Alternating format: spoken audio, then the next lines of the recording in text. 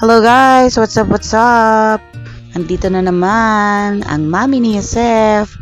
And soon, hindi ko na lang alam kung mami ni Yosef lang kasi madadagdagan na nga ako ng baby number 2. So, going back sa ating buntis serye.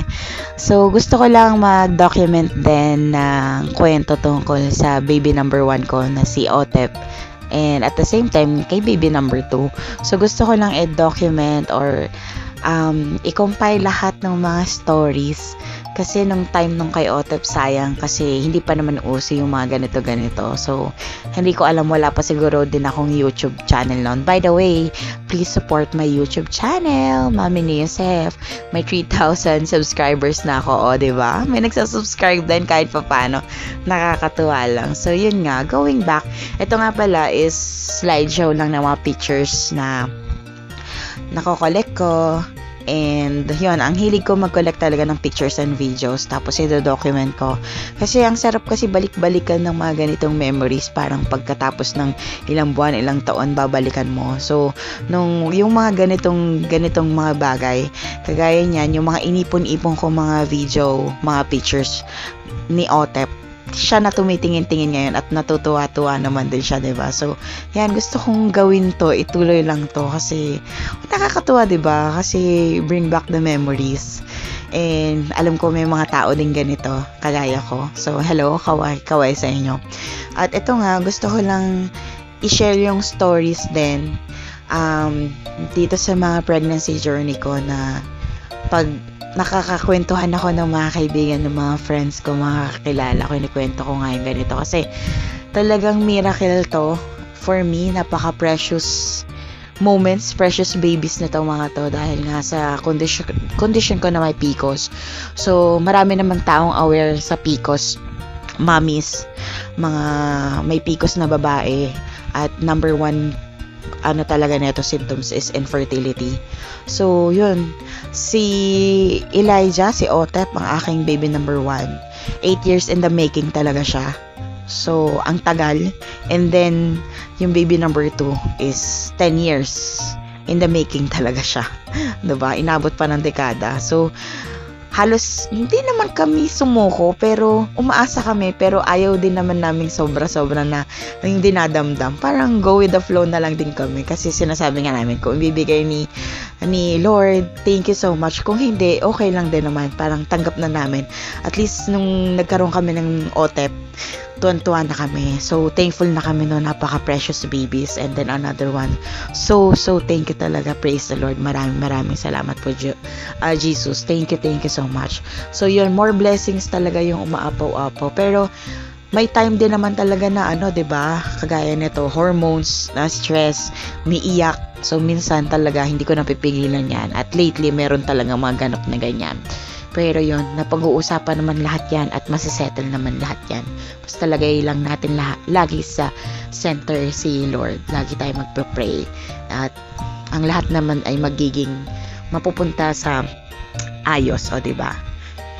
At yun lang, gusto ko nga mag-share na to. So tungkol sa mga pinaglihian, diba? Nakakatuwa lang pag binabalikan mo. Kasi may mga ganyan magtatanong na, sa mga pinaglihi si ganito, sa mga pinaglihi si ganito. So ganyan. Ako, si baby number 2, hindi ko alam na buntis. Ayun nga, hindi namin alam na buntis na ako kay baby number 2. Ang napagtripan ko is yung atis nila na din, nila Bentot, tanim dun sa may Quezon. Nag-swimming pa kami sa dagat ng time na yon. Hindi talaga namin alam na buntis na ako nun. Wala pa kasing paramdam sa akin si baby nun. Though, yun nga yung may kwento ko na parang weird kasi may 3 nights akong napapaniginipan na may baby, something na may inaalagaan ako. Pero pa lang yun sa panaginip ko pa lang yun. Tas talagang bihirang mangyari yun. Kaya wala pa akong idea talaga na may baby number 2 na ako. So yun nga, sa atis ako naglihi. At kinakamusta nga namin yung kung okay pa. Buti naman okay naman. Kasi binigyan naman din ako ng atis.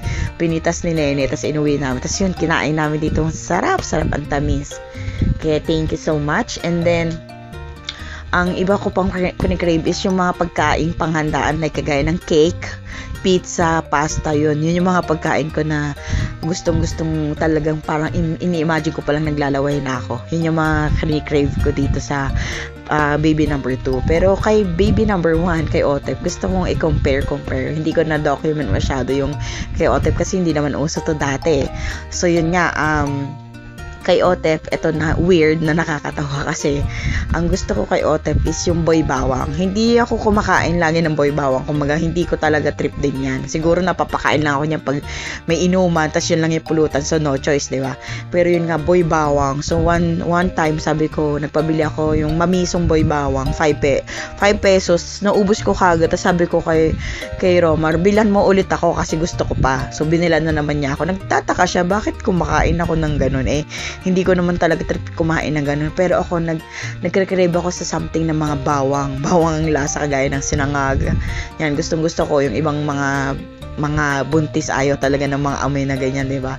So, ako, trip ko yun. Tapos yung sa Jollibee na may nag-champ, yung limited edition na yun na may fries, tapos may garlic sa taas, yun. Trip ko talaga yun. Yung mga basta pagkain na may garlic, yan ang mga type ko nun. So, yun nga yung mga pinaglihan ko kay Otep. Sabi ko talaga, for sure, tong baby na to, hindi to aswang kasi nga, ang hilig ko sa bawang. O, diba, nakakatawa. So, yung mga hint ko nun dati, wala talagang, wala pa akong idea nun na buntis ako kay baby number 1, si Otep ngayon, nasa tiyan ko na. Halos matatapos ko na yung first trimester nun, nung bago namin malaman. Yung mga nangyari pa sa akin nun is nagkaroon ako ng ubo, hinihika ako na never talaga nangyayari sa akin nun. Kung magkaroon man ako ng ubo sipon, ang bilis ko nawawala sa akin kagad yun. Kung gumagaling kagad ako. Pero nung time na yun, siguro nung dumating na nga si Otep sa akin, siya pala yung may dala nun, kumbaga dala ng pagbubuntis ko kasi nga hikain pala talaga si Otep. Yun. Ako yung nagkaroon ng hika, nagtataka ako, nainuman ko pa nga ng gamot. So, sorry na lang, baby. Hindi ko naman po kasi alam ng time na yon dahil nga may PCOS ako, irregular, hindi ko alam nagbuntis ako. And yun, nagsiswimming pa ako, tapos may time pa na nakakainom ako ng alak kasi nga nagsasama ako sa mga barkada ko sa work, sa office mate, yung mga mga katrabaho ko. Yan, napapasama-sama pa ako sa inuman at nakakainom din talaga ako ng alak kay baby number 1. Ako, talaga naman, buti na lang naging healthy din si Otep. And yun nga lang, yung hika niya, inborn na yan dahil sa side ng daddy niya talagang mga hikain daw sila. So, sa side namin, hindi kami hikain. Nakakatrauma lang din, diba, na may ganon. Pero one time, bigla akong nalaman na kung kailan ko nalaman na buntis ako is yung sinuka ko yung pagkain ko after lunch ko yata sa work noon. Nagtataka ako. Gusto ko naman yung pagkain, but sinuka ko yung pagkain. Tapos, nung gabi na yon talagang nagpitikit na ako, tapos nalaman ko nga na buntis ako. 'Di ba? Nung time na yon dala-dala ko, excited pa ako pumunta ng bayan kasi bibili ako ng pitikit. At the same time, bibili ako ng Jollibee, yung gusto ko nga na pagkain doon sa Jollibee, yung may garlic. Tapos, iniwanan ko pa yon, mag-isa lang ako sa boarding house, nagpatak na ako sa pitikit, and then kumain na ako ng Jollibee. Pagbalik ko, nag 2 lines. So, agad-agad ako tumawag kay Romar, nagpabili ulit ako ng pitikit, pero dahil nga hindi naman siya kagad makapunta doon, kinabukasan, nag-try ulit ako ng another 2 pitikit na pinabili ko pa sa ka-workmate ko na pinakisuyo ko lang. So, lahat yun nag 2 lines, and then yun, nagpa-test din kami para malaman namin na kung totoong buntis ako kasi ayaw ko pang maniwala lang sa pitikit. So, nagpa-ultrasound. Tapos, dun, nalaman ko nga na may baby number 1 na ako. Andyan na si Otep. Yun talaga yung kwento ng aking baby number 1. At yun, so dinodocument ko lang to para yun, may babalik-balikan akong memories, diba? Nakakatuwa lang.